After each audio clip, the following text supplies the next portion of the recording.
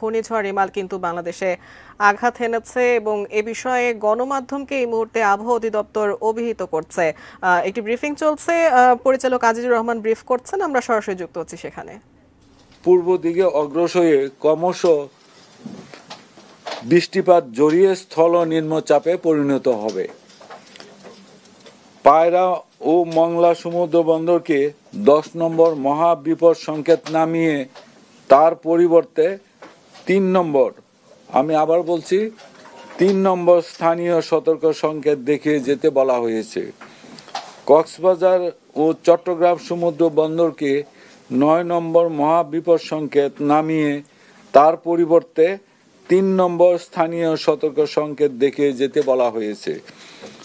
উত্তর বঙ্গোপসাগরে অবস্থানরত সকল মাছ ধরার নৌকা ও ট্রলার সমূহকে আগামীকাল 28 মে 2024 দুপুর পর্যন্ত নিরাপদ আশ্রয়ে থাকতে এবং পরবর্তীতে সাবধানে চলাচল করতে বলা হয়েছে। এই ছিল আমাদের ঘূর্ণিঝড় রিমাল নিয়ে যে আবহাওয়ার বিশেষ বিজ্ঞপ্তি 19, এটি সর্বশেষ অবস্থা।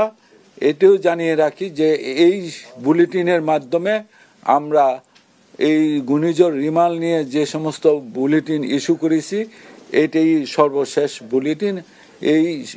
এরপর আর কোনো বুলেটিন আমরা ইস্যু করব না, কারণ এটি স্থল নিম্নচাপে পরিণত হয়ে গেছে। এটা বাংলাদেশের উপরে অবস্থান করছে এই মুহূর্তে।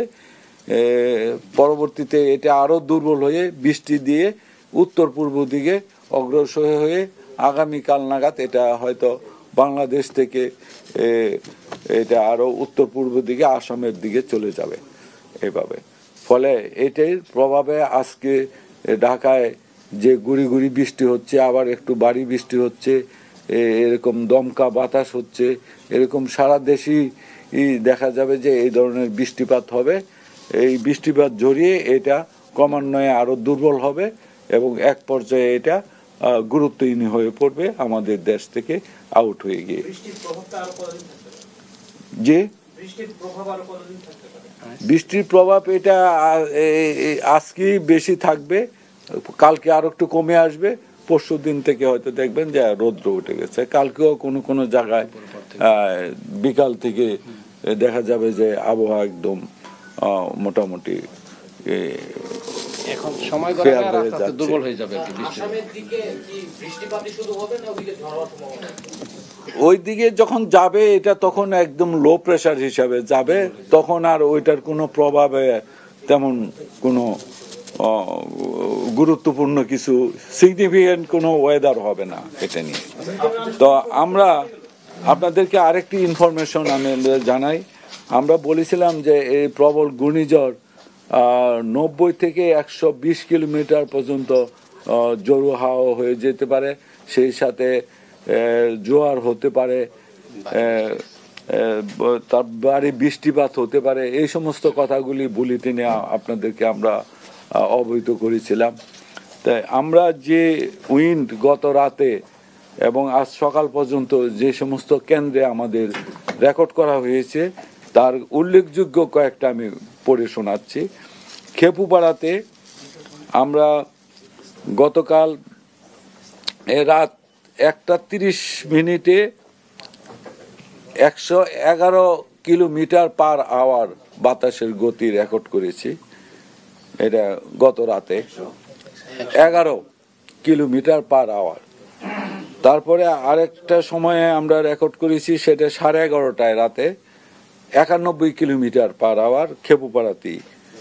তারপরে রাত 8:30টায় 65 কিলোমিটার পার আওয়ার। রাত 7:30টায়, সন্ধ্যা 7:30টায় 61 কিলোমিটার পার আওয়ার। আর বিকাল 4টা 54 কিলোমিটার পার আওয়ার। এটা ছিল খেপুপাড়ার উইন্ড স্পিড। তারপরে পটুয়াখালীতেও আমরা পেয়েছি 1:30টার সময়, একই সময় যেটা খেপুপাড়াতে হয়েছে 111, পটুয়াখালীতেও 111 কিলোমিটার পার আওয়ার। আরেকটা সময় 11:30টায় আমরা পেয়েছি 102 kilometre per hour wind speed. আর রাত 2:30টায় পেয়েছি 89 kilometre per hour wind speed. আর রাত 3টায় পেয়েছি 58 kilometre per hour wind speed. সাতক্ষীরাতে পেয়েছি 70 11:30টায়, 78 পেয়েছি রাত 3টায় কিলোমিটার পার আওয়ার। আমি সংখ্যা যাই বলবো এটা কিলোমিটার পার আওয়ার হবে উইন্ড স্পিড। মংলাতে পেয়েছি 80 12:30টায়, আরেকবার পেয়েছি 63 রাত 9:30টায়, 70 পেয়েছি 11:15টায়। আর কয়রাতে আমরা পেয়েছি 83 kilometre per hour wind speed রাত 11টায়। খুলনাতে পেয়েছি আমরা 46 কিলোমিটার পার আওয়ার রাত 11:30টায়। আর 72 কিলোমিটার আমরা পেয়েছি রাত 4টায় খুলনায়। আর ঢাকাতে আমরা দুইবার 2টা উইন্ড স্পিড পেয়েছি। একটা হলো আপনার 69 কিলোমিটার 6:20 সকালবেলায়, আর একটা পেয়েছি 45 কিলোমিটার পার আওয়ার। আর চাঁদপুরে পেয়েছি 65, আর পতেঙ্গা চট্টগ্রাম সেইখানে আমরা পেয়েছি 74 কিলোমিটার পার আওয়ার।